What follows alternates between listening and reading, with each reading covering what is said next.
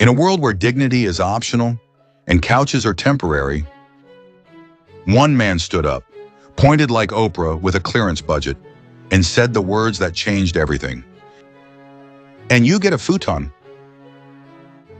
That's right, folks. Not a house, not a lease, a futon. Because when your life's been a non-stop flop from sofa to sofa, you don't need stability, you need furniture that folds, just like your plans. And today's lucky winner? Tony Bum Pizza. Yes, that Tony Bum Pizza, the human carry-on bag, the guy whose mailing address is wherever he last begged. And who stepped up to buy it? Muggsy. Yeah, Muggsy bought Tony a futon because even charity has limits. Watch as Tony lays down, the futon squeaks, and both of them immediately regret their life choices. Dual-purpose furniture, sleep by night, existential dread by day. Admiral Impeach's futons, perfect for bums, grifters, and guys who swear they're just down on their luck for the 8th year straight. No refunds, no dignity, and absolutely no delivery after dark. You get a futon, and you definitely need a futon. Where dreams fold, and so do people.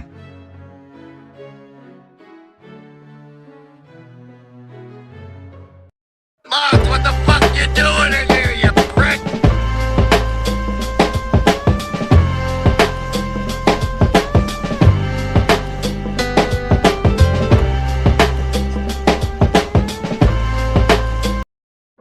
The Funeral Home Fixers. How the mob used death to erase crime. A Pizzaverse crime documentary. Written by Bambi Palermo.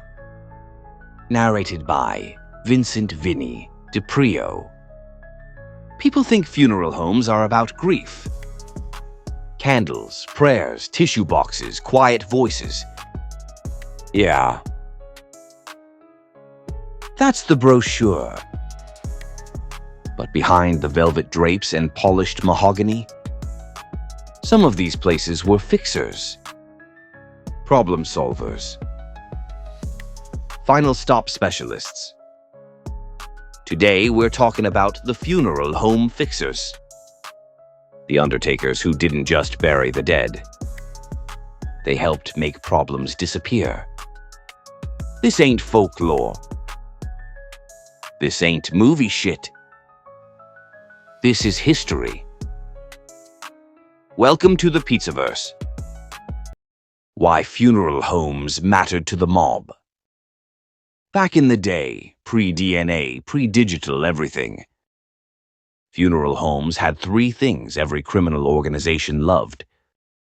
1, bodies. 2, paperwork. 3, privacy. Nobody questions a hearse. Nobody argues with a death certificate. And nobody sticks their nose where grief lives. Funeral directors had access to death records, cause of death declarations, embalming chemicals, after-hours facilities, and more importantly, they had trust. You don't rat when your whole business depends on silence. What the fixer actually did. Let's clear this up. Most funeral directors were honest people. Hard job, respectable trade. But the fixers? Different breed. They allegedly helped with body alteration, cleaning wounds, masking trauma, time of death manipulation, paperwork magic, identity confusion, John Doe's becoming accidental overdoses, transportation, bodies moved quietly, legally, and fast. Sometimes a guy didn't die where they said he did. Sometimes he died earlier. Sometimes he died somewhere else entirely. And sometimes He was already supposed to be dead. Tired of your Gomar ratting you out to the feds? Sick of your capo sweating you over that missing envelope? Or maybe you just need to sleep through a sit-down like it's a spa day in Sicily. Introducing Gonezo, the only sleeping pill approved by 3 out of 5 mob doctors and 1 very tired consigliere. 1 pill and bam, like you got hit with a blackjack behind Rocco's. But you wake up fresh, no bruises, no wiretaps, and no regrets. Real customer testimony. I took Gonezo before my arraignment. Woke up in Tijuana with a new name and a suitcase full of counterfeit 20s, 5 stars. Gino the Fork Abatacola. Now with our patented forget about it formula, Gonezo erases shame, guilt, and 3 to 5 hours of your last regrettable night at the Velvet Lounge. Warning, side effects may include sudden urges to flee the country, thinking you're bulletproof, marrying your Gumar's cousin during a blackout in Atlantic City. Ask your bookie if Gonezo is right for you, or don't. He's probably already on it. Gonezo, sleep like you ain't got priors. Paperwork, the real weapon. Everybody thinks the gun is the power. Nah. Paperwork's the real muscle. A funeral home fixer could smooth out inconsistencies, delay reporting, change minor details that kill major investigations. Back then, cops relied on coroners and local professionals. If the paperwork looked clean, the case went cold before it even got warm. And nobody wanted to accuse the guy who just buried your aunt. Bad optics, bad politics, bad career move. Why they got away with it. Here's why this worked for decades. Communities protected their own. Law enforcement didn't want scandals. Families didn't ask questions they couldn't survive the answers to. And the funeral home? They weren't flashy. They weren't loud. They didn't talk. They just handled things. Like accountants. With embalming fluid. The modern era why it stopped, mostly. Eventually, science ruined the party. DNA. Digital records. Federal oversight. Independent medical examiners. You can't just adjust a story anymore. Every detail leaves a trail. But make no mistake, the legacy is still there. Old cases. Unsolved deaths. Files that never quite add up. History don't disappear. It just waits. Final thoughts. The funeral home fixers weren't hitters. They weren't bosses. They were the quiet middlemen between violence and closure. They didn't pull triggers. They pulled strings. And in a world built on silence, that made them dangerous as hell. This has been a Pizzaverse crime documentary was written by Bambi Palermo, who tells these stories not to glorify crime, but to expose how systems, silence, and misplaced trust kept it alive. If you learned something today, if this made you think twice about the stories we accept at face value, hit like, subscribe, share. share it with someone who still thinks the past stays buried. This is the Pizzaverse, where truth gets exhumed. Next episode coming soon. Cornfields and Concrete, a Pizzaverse crime documentary. You don't need New York to bury bodies. You just need land and silence. Thanks for watching.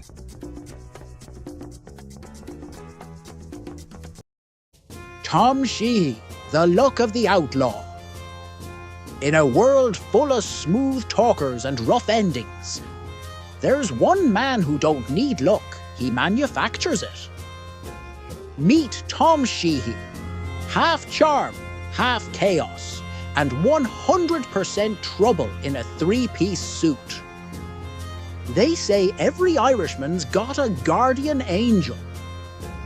Tom's quit in '93 and filed for hazard pay. Introducing Sheehy's Luck, the Irish whiskey with a mobster's soul.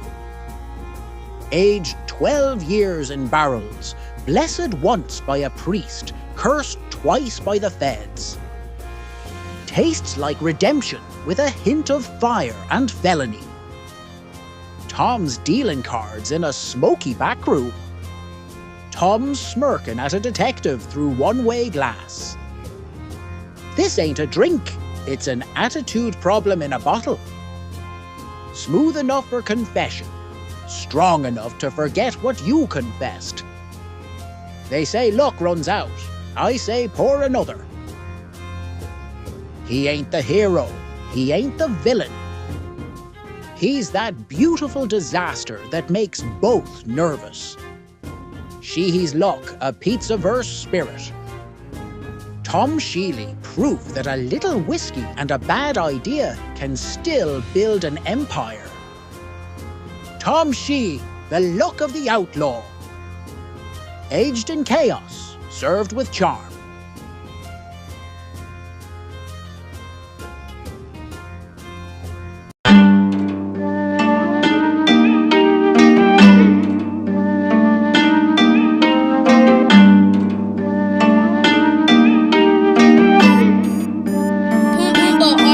Today I decided to not give you bitches a second of time for the rest of my life. I'll be goddamned if I put in the work and I don't get the credit to fucking suffice. I've been too humble too much of my life, cutting them off so I'm measuring twice. Cause this time I mean it, I'm still fucking bleeding. Bitch, there was better way to hand me the knife. Like boy, little Snowy, Bodie is on me. Half of these idiots dumb as a brick. Swear I won't use it when all up on YouTube. I aim with the 45 fucking intense. Imagine if my soul and whip with a 10. Imagine if I finally wanted to quit. Imagine if this industry took the life out of bitch and all I got is fucking revenge. Who would I ride on if I'm about to call it? I think my fans know a couple of names. I know some 5-figure checks that I've written and can't say a word cause I bitch NDA'd. Call on my lawyers cause I keep them paid, but this ain't some shit that my lawyers could save. Cause if I do go out, I'm going out strong and I'll leave y'all a note with the key to the safe.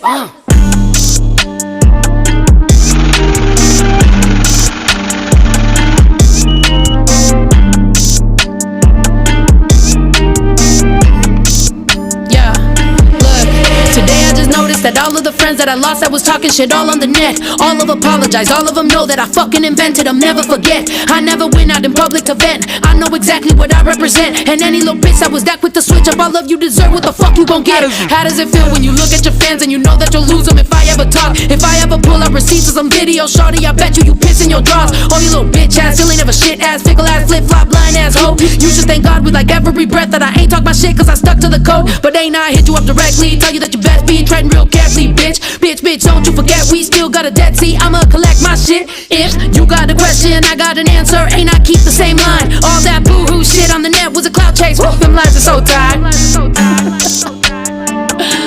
Yo, I just noticed everybody that don't fuck with me fucks with each other. It's like a fucking union of dumbass people. Hey, but I'm coming back for my money though, I'm not playing, bitch.